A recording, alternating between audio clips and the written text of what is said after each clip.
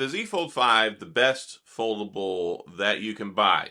And, well, it's a question I get asked a lot, mostly because a lot of people point out that, well, there are other foldable phones that you can get, like the new Huawei Magic VS2 that's coming out, or the Huawei Mate X3, or you've even got like the new Mi Mix Fold 3. Like, those are some really impressive foldable phones, but here's the big problem. They're mostly only in China, and well, they're not here in the US. So that makes things more difficult. Of course, you got to pay extra money, and you don't always have the support for the software. You don't always have the support. They might not have a global model, and they might not support the 5G bands and things like that here in the States. But there are some really exciting things to look at. And I even have like the Mate XS2 that I got from Huawei this last year. Totally love it. A lot of novel things there. But then it's like, well, it doesn't have Google.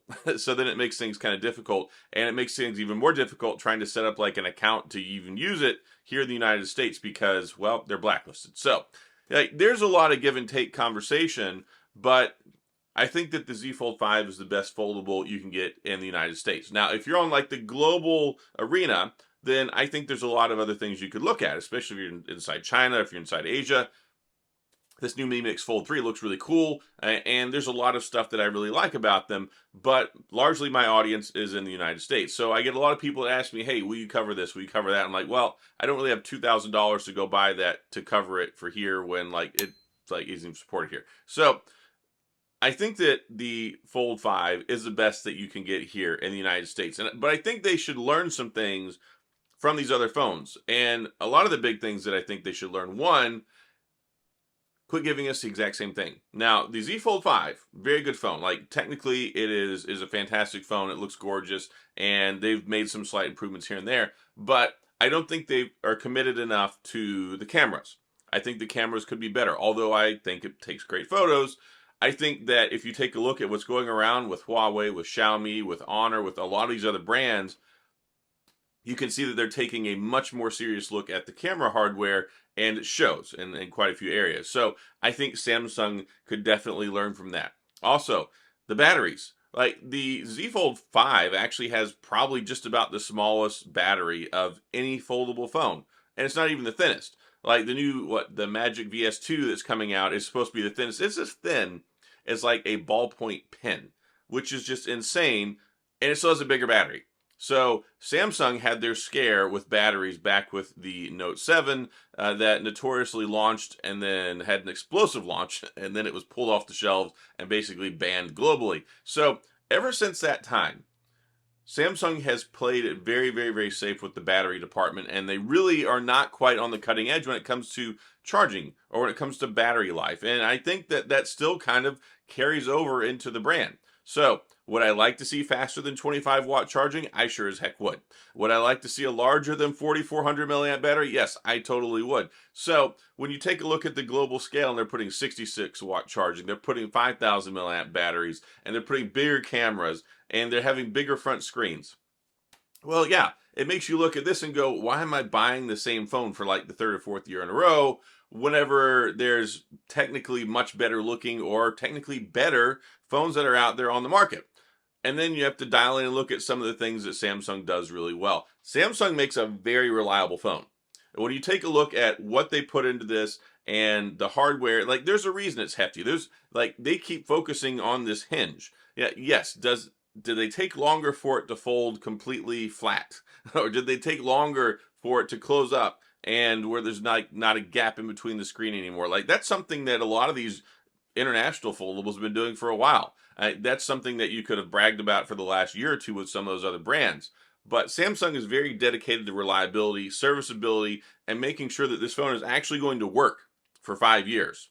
Like they're very dedicated to making sure that the hinge is the best that it can possibly be. Not that the other folks aren't, but there's a lot of stuff that Samsung does where they really dial in and they play it safe. Also, like Apple. Apple does not change a lot of stuff drastically because they have such a wide audience. They have an expectation. They have this level of premium quality and all those different things. So Samsung has learned a lot from them in that regard. It does give us slower progress, but it just works.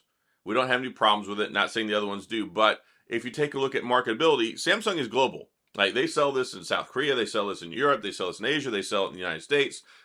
you can't say that about a lot of those other phones. And when you take a look at like import fees and taxes and all the support globally for different bands and things like that, some of those phones are only in China. Or some of those phones might only be in China and India. Like they might not even make it over here. And if you do get them over here, they might not even work on 5G. They might not be supported. And one thing that Samsung has really built up and probably has made themselves the most reliable over the last couple of years is software. Not only are they great with software, this is probably the best of the multitasking foldable phones that you've got out there. And of course, it has the stylus support, which a lot of the other ones have stylus support, but Samsung actually makes the S Pen. And you can even get the Pro version if you want the extra bells and whistles and the air gestures and things like that. So I think they're the best when it comes to multitasking based off my experience. I think that when you look at them from a durability perspective, I have less questions about this. Like I have a lot of faith and confidence in it, and also their warranty system. You look at like I said, multitasking, S Pen. I think the cameras are good for what they are, and they've done a lot to really dial in and try and take advantage of like the Snapdragon 8 Generation 2, nightography, giving us more enhancements over these cameras from last year, take good photos. And I think that when you look at the warranty support, you would take a look at how long they're supported for the software.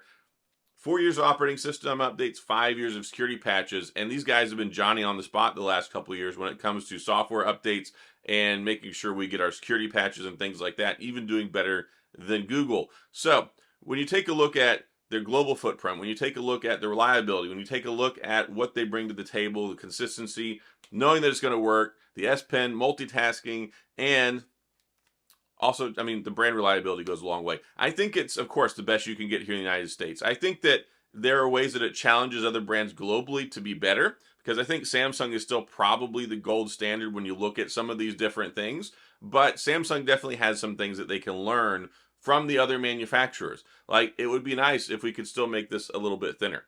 It would be nice if we could get a better camera array on the back. It would be nice if we could get better, like larger battery and faster charging on it, right?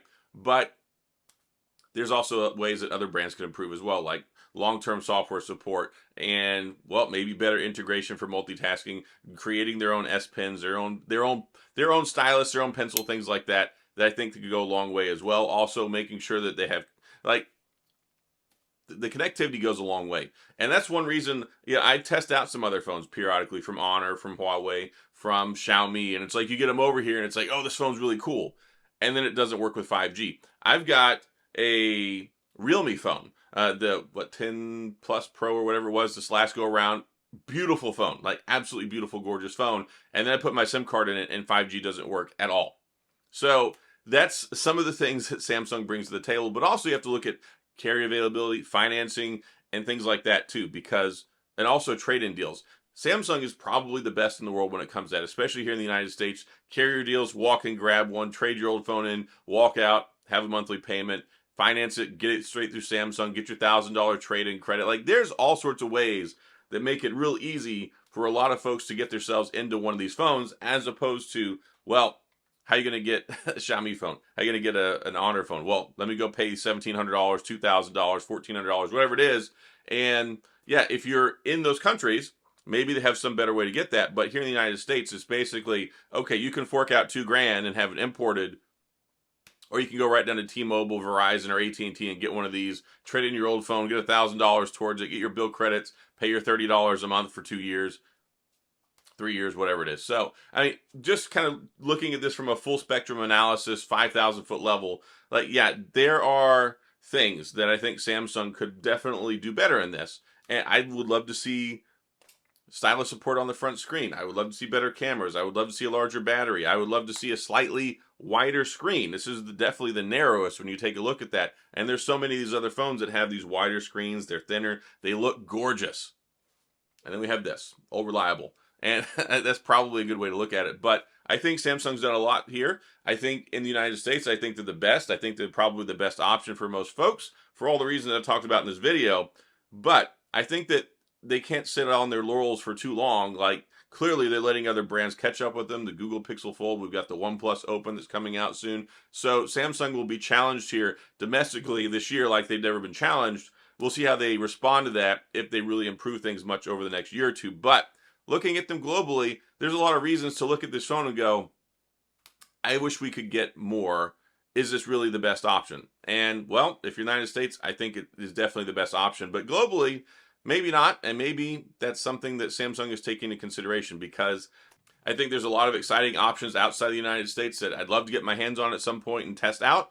But for now, being in the United States, I think this is probably the best option for most folks. And of course, they're still running some of their deals, $1,000 trade-in credit, and getting the free storage upgrade and stuff like that. Not going to last for much longer. Link in the description if you're curious about that. It'll take you straight to Samsung. And I'm going to go ahead and wrap this one up. I just wanted to address some of that because I've had a lot of questions on it here lately. So that's all I've got. If you have any questions or comments, of course, please go to the comment section. I'll do my best to get back with you. If you enjoyed the video, if you found this helpful and insightful, please, of course, hit the like and the subscribe button and the little notification bell if you want updates when new videos come out. And as always, thanks for being here. I appreciate you watching, and I'll see you guys next time.